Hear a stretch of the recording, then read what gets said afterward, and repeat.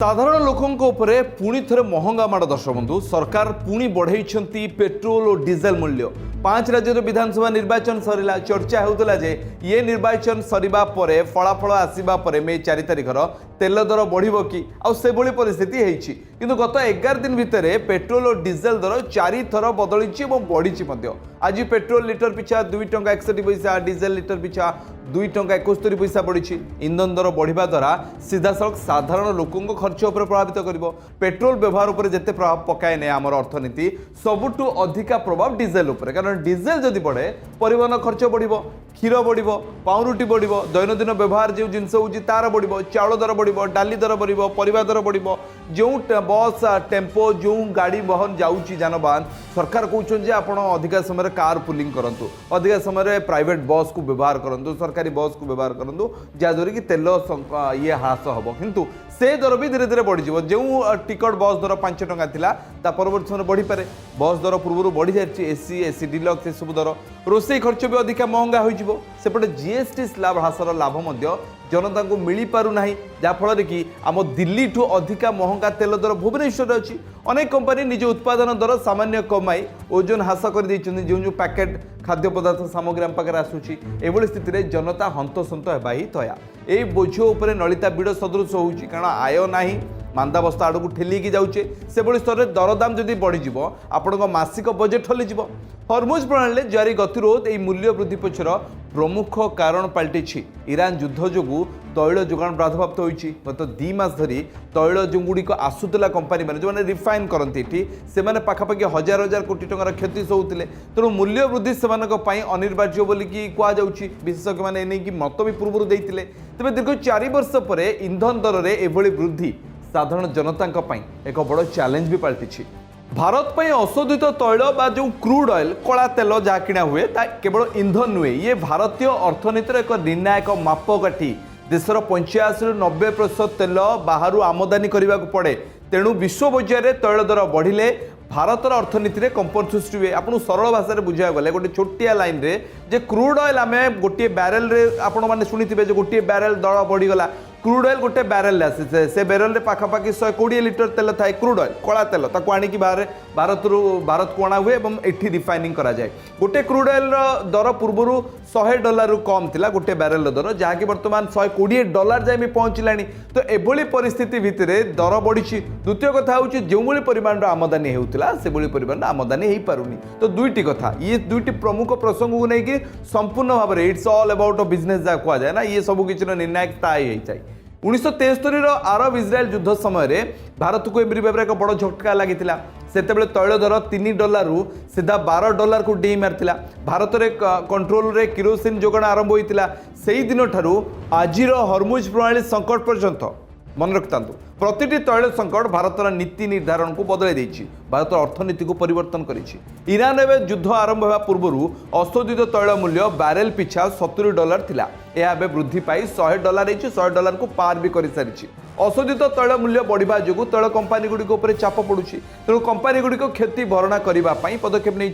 जदि अशोधित तैलर मूल्य दीर्घ समय पर्यंत एभली अधिका रहे मुझे बारंबार कहूँ ए स्थिति सुधुरवा पड़ो ए स्थिति जब एभली रहे तेज पेट्रोल और डीजेल दर आकाश छुआ हो पारे सबुठ बड़ कथा हूँ पेट्रोल उपर पाखापाखि 10 टंका क्षति सहउछंती कंपानी वाले बोले कहुच्छी तो एभली परिस्थिति डीजेल उपर 30 टंका क्षति सहउछंती किंतु ये डीजेल और पेट्रोल दर कौन एत परिमाण बढ़ो कि पेट्रोल पाखापाखि 10 टंका बढ़ी सारे प्रायतः बर्तमान गोटे लिटर पेट्रोल डीजेल उपर डीलर कमिशन पाखापाखि 10% होउछि क्रूड ऑयल और रिफाइनिंग खर्च जाउछि पाखापाखि 45% राज्यर टिकस जाउछि पाखापाखि 20% और सेंट्रल एक्साइज ड्यूटी जाउछि 25% आप बुझुछन तो 20% स्टेट टैक्स 25% होती से केंद्र सरकार तेज राज्य गुड़िकर टिकस भिन्न भिन्न रही दिल्ली अपेक्षा भुवनेश्वर को कंपेयर करेंगे तुलना करेंगे दिल्ली रे कम टैक्स नि जाउछि जाफल दिल्ली रो तेल कम भुवनेश्वर रे तेल महंगा दिल्ली ठू देश में पेट्रोल और डीजेल मूल्य 2024 मार्च रु स्थिर रही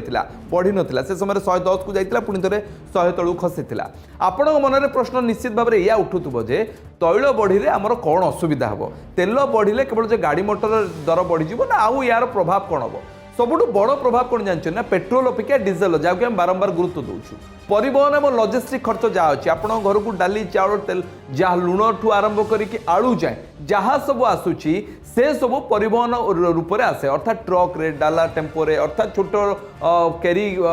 वैन ठू आरंभ कर बड़ ट्रक जाए ये परिवहन हुए जदि डीजेल दर बढ़े ये दर भी बढ़ ट्रांसपोर्ट चार्ज बढ़ी जापे आउ दर बढ़ आकाश छुआ तेल संकट आसो कि भारतर अर्थनैतिक स्थिरता एवं पूर्व अपेक्षा अधिक दृढ़ अच्छे आम हठात भांगी पड़ा ना किंतु आह्वान एवं भी रही जे आम केते शीघ्र आमदानी उपर निर्भरशील कमे निजक आत्मनिर्भरशील करने पड़ो जो मेक इन इंडिया कहुला किंतु तैल में आम मेक इन इंडिया केमती करवा जेहेतु कि 90% सीटू आसूची से कहुचे इवी व्यवहार कर कि सब बड़ प्रश्न है जब इवी व्यवहार करेंगे ये गाड़ी गुड़ कौन करेंगे भारत पाखे विपुल वैदेशिक मुद्रा भंडार अच्छी सबुठु बड़ कथा होउची एबे अक्षय शक्ति बा ग्रीन एनर्जी आड़ को द्रुत गति अग्रसर होउची भारत किंतु अधिकांश उत्पादन विदेश आसुथिबारु समस्या टिके बढ़ी जाउची बा समस्या टिके अधिका तो एभली परिस्थिति भितरे आपणको सामग्री जो सामग्री गुड़ी भारत तैयारी करुची सेगुड़ी को रप्तानी केमती करा जिवो कारण रप्तानी जो देश को हम से देश भी किणवा सामर्थ्य रहिबार अछि जो देश गुड़ी को आमदानी करुछन से आमदानी सामग्री को आमको किणवा पड़ो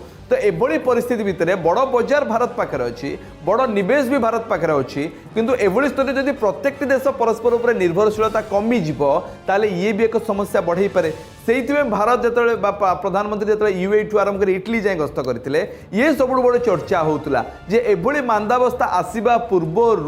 ये किसी गोटे विकल्प बाट अमेरिका और चाइना को साइड लाइन करके बाईपास करके बाहर करी हबो कि यही बड़ चैलेंज जहाँकि भारत पूर्व परखे सारी विश्व बजार अस्थिरता सत्वे भारतीय अर्थनीति सुदृढ़ थिला आर्थिक मांदावस्था आसवा पूर्व